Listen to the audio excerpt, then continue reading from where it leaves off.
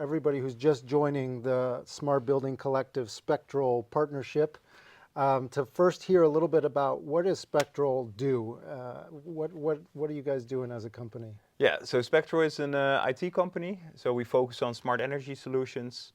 We have two main products. One is called Brighter. It's focused on real estate. So collecting the data, reporting, but also optimizing buildings. So HVAC systems, reducing the energy consumption by on average 30%. And on the other hand, Stellar. That's really about smart grid solutions. Getting value out of smart energy assets. Yeah. And facilitating the way to the market. Yeah, and what's so interesting about our partnership with Spectral and where it started is it really started from the Brighter perspective because we're a smart building, right? So it's that Brighter solution is all about how to make the building energy optimized and how to do it on many different fronts, at the same time keeping comfort in the building optimal. But your other solutions where you start to look, more into the grid and these types of things, and that's why we're here today, right? I think this event is not just about real estate, it's about energy in general. Yeah. And I think Spectral is really, really unique in that, double pillar approach, I would say. Yeah, no, definitely. And what we actually see is that in the beginning, so Spectral is close to 10 years old now. It was two separate platforms, but they are slowly coming together now because we're really focusing here at FlexCon on flexibility and all sorts of flexibility. So from ranging from electric cars to big grid size batteries. But also the built environment, there's a lot of flexibility there as well. So if you can steer your ventilation, cooling and heating at the right moments, you can, for example, alleviate grid congestion or act on the right market prices. And that's something where we as Spectral are also looking into to really bring these two platforms together and create most value for the system and our clients. And so what were the biggest kind of insights from the event the last 2 days? What did you take on as what progress are we making? Where are we still falling short? Where can we do more? Yeah, so I was here 2 years ago. So it's an annual event, FlexCon, either in Amsterdam and the year after in Brussels. And if I compare to 2 years ago, then grid congestion was just coming. So we had a presentation about one of our projects at Schiphol Trade Park and really needed to explain what grid congestion was. 2 years ago. 2 years ago. Yeah, now okay. Nobody needs to explain it anymore. So even because it's a European event, also people outside of the Netherlands know what grid congestion is. So that's really something that's a big topic now. And also how the different markets, for example, you have GoPacks where the DSOs and the TSOs can use the flexibility to mitigate grid congestion. This is really something that's a big topic at the moment. So I think we have to take a step back, and I don't want to call out our viewers for not knowing these things, but I think it's an opportunity to kind of educate even further.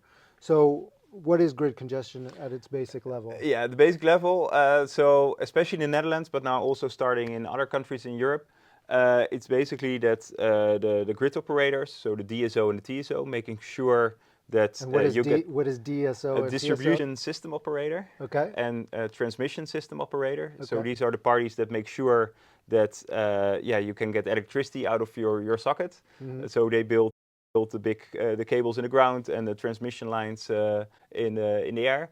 But since the electrification is going so fast and the time it takes to reinforce the grid, that's not in line. So with electric mobility, electric heating, it's taking on so fast that the grid operators are not able to keep up. And it's also really costly. So also the prices of grid connections is fastly increasing. What is grid congestion is actually a traffic jam on the electricity grid. So it's the grid operator that foresee with the growing that's happening. So the increase in peak demand. We have to put a halt on new requests for connection. So, for example, if you're a real estate owner and you want to build a new building, then in almost all of the Netherlands, you are unable to get a big grid connection, being bigger than 50 kilowatts. Yeah. So you request, for example, a megawatt, you will only get 50 kilowatts, and it can take up to 10 years until the required infrastructure is ready for you to really get the 1 megawatt out of the grid. So the physical connection is possible, but your contracted capacity, that's unavailable because they're sold out, so to say. Yeah, and Yeah. so the whole development on real estate and buildings gets squeezed by that because Yeah. there's an inability to actually get enough energy to power what we need to power, right? Exactly. Yeah, and the challenge, or it's also an opportunity.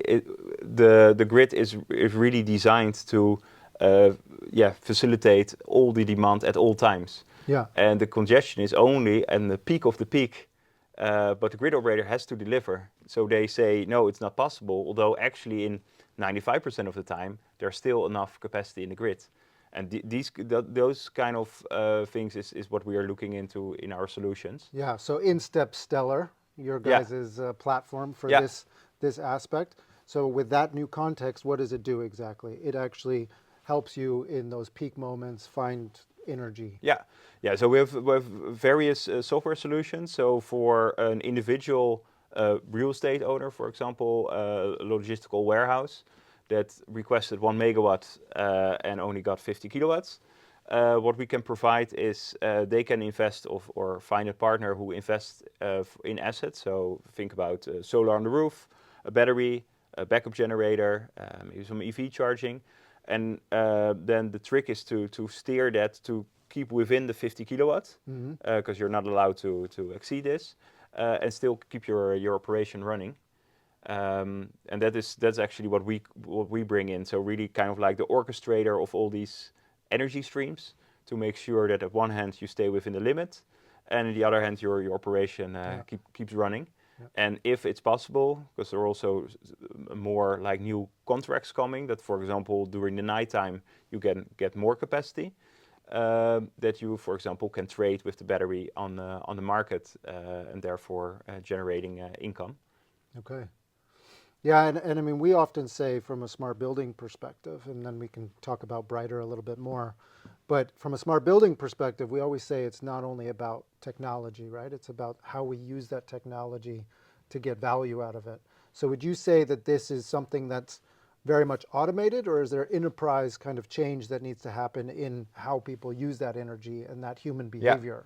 And what do you guys kind of, how do you support there, and how do you help people think about that? Yeah, yeah. So I see two things. Indeed, the technology aspect, and I think that was also one of the messages in this FlexCon conference, that technology is not going to be the issue. It's regulations, but it's also kind of like a societal change, so societal innovation, so to say, that people have to start looking differently at their energy consumption.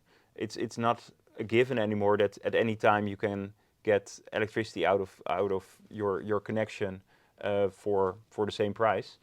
There are going to be moments when it's actually not really a good idea to get electricity out of the grid, because everybody is doing that already, and you're overloading the grid. So what we see in projects where it's really like a lot of the same type of companies, that you have, for example, really a clear morning peak demand. So for like 8 o'clock in the morning, where all the building, the heating, the ventilation starts, but also people come in, plug in their car, their EV. And that is the peak of the peak I was referring to earlier. That's, for example, on business days between 8 and 9. And this is also a really good opportunity to start talking to each other, like either wait with charging of your car, or maybe start up a machine a bit later, or in relationship to our Brighter platform, can't we steer the HVAC system to already start heating an hour earlier? Especially if it's a well-insulated building, you don't lose comfort, but you do mitigate grid congestion, or that, for example, a generator turns on to heat the building. And that's why those two solutions fit so well together, right? Because I think what we're seeing in the building space, and what is the main topic in most conferences at the moment, is that indeed we don't have a technology challenge right now. I mean, the technology is there Yeah. for everything you can possibly imagine, but it's about how we use that technology and how we organize ourselves and get people to consciously think about how they're using energy. Yeah. And doing that at home, but also in the work environment. Yeah. And Yeah, so we see a lot of clients that so where our target audience for Brighter was like real estate owners, but then really focusing on the energy savings, and there's a lot of potential there within the same comfort level or even better comfort. But now they start seeing challenges, for example, with they want to expand, they want to, for example, electrify their car fleet, but they are unable to increase their grid capacity. So then they turn to us, and maybe a battery is a solution. yeah, But maybe we can also switch a bit around in the kind of like the optimization of the building. How can we optimize the Yeah. way that we use it? Yeah. It's interesting, right? Because one of the platinum buildings that we recently certified, they say that they get peak occupancy in the hottest days of the year and the coldest days of the year. Yeah. And it's because people don't want to pay those bills at home. Yeah, So then yeah, they come yeah. to the office because they know that it's going to be warm or it's going to be cool. And I think that's really interesting for the office environment, for companies to be thinking about that, you know, people actually don't necessarily take the responsibility when they're at the office, right? They give the responsibility to the powers that be at the Yeah, office. yeah. They do it at home because that you know, Yeah, impacts the that's pocketbook. what I feel. Yeah. So we have quite a lot of work to do to actually get people to take that piece of time in their day also seriously, Yeah. right? Do you guys have ideas Yeah. around that? And the question if that's something that you have to give to the employees people, yeah. or that is actually the building owner that gives that responsibility to a party like Spectral Yeah. to control that for them. So what we usually do with Brighter, we agree on a certain bandwidth in temperature, and we monitor like CO2 levels and things like that, but also occupancy. So maybe if a whole floor is not being used, then we can Turn cut it down. off Yeah, and have people go exactly. somewhere else. But Yeah. also if we forecast that, for example, the sun is going to shine in a certain part with a lot of windows, Yeah. then we can kind of like delay the heating, because otherwise we would heat and then overheat and then have to cool again. So this oscillation. So I would actually say you don't want to have the individual interference, because everybody has also individual needs. So you just with your client you agree on a certain bandwidth, and I think that's already part of the savings. And also like the smartness, so to say, also comes not from the individual users, but Yeah. a party like Spectral who Yeah. foresees, okay, we foresee a peak in the demand, so we decide to heat an hour earlier. I like that take. I like that approach and thinking about it from, you know, Yeah. give yourself the analytics, give yourself the Yeah. control, and then, you know, crowd control rather Yeah, than individual control. Yeah, and if that makes we sense. do internally are thinking about like developing, for example, like an app that we can also get like user feedback into the algorithm, but not like having people controlling, because Yeah. that's what happened, for example, at our own office, which is not as smart as some of the buildings we control, unfortunately. But there you really have like, oh, I'm cold, and people, Yeah. and then you have the Well, oscillation again. there's a lot of solutions out there that make that a feedback mechanism and not an actual control on the Yeah, building. exactly. Right? And the placebo effect of giving people the feeling that Yeah. they've changed the temperature It is already actually does. very Yeah, effective yeah. in getting them to already feel a little bit better about Yeah. themselves. So you guys presented today how to create more value from your energy assets. Yeah. What did you guys present there? What did you guys talk about? Yeah, so this is really on the Stellar focused. So what we offer is a solution to for market parties who are trading on the energy market. So you have at one hand you have asset owners. So for example, owners of a wind turbine or a solar farm or a battery or a combination of that, and they want to create value out of it. You can start trading yourself and do all the integration with the TSO, with the transmission system operator. But it's a lot of hassle. Yeah. And some parties just want to invest in the assets and find other parties to create the value. And we are one of these parties. So our story was like all the various markets and balancing servers that you have to keep the grid at the right balance at 50 hertz. There's a lot of value to be gained there. Yeah. But it's very volatile. It's fluctuating all the time. So you need to have a party that can change between these markets. And we developed a platform for this. So we connect between an asset owner, a trader who's active on the market, and the DSO and the TSO. Yeah. And we're kind of like the orchestrator in the middle, doing all the messaging, so real-time measurements, setting that up in set point, so making sure the right solar park is being curtailed or the battery is charging or discharging, adhering to the needs of the DSO and the TSO of providing the flexibility, thereby creating value and making sure we stay within the limit and that everything is working. This is considered the virtual power plant. Yes, yeah. Well, it's kind of like a buzzword, but the idea, how we see it as virtual power plant, is really pooling assets so they can be geographically spread out across the country, and that we see, for example, we forecasted a certain amount of solar in this area, but it's less. Then with a battery somewhere else in the country, we can compensate and still meet the requirements from the TSO.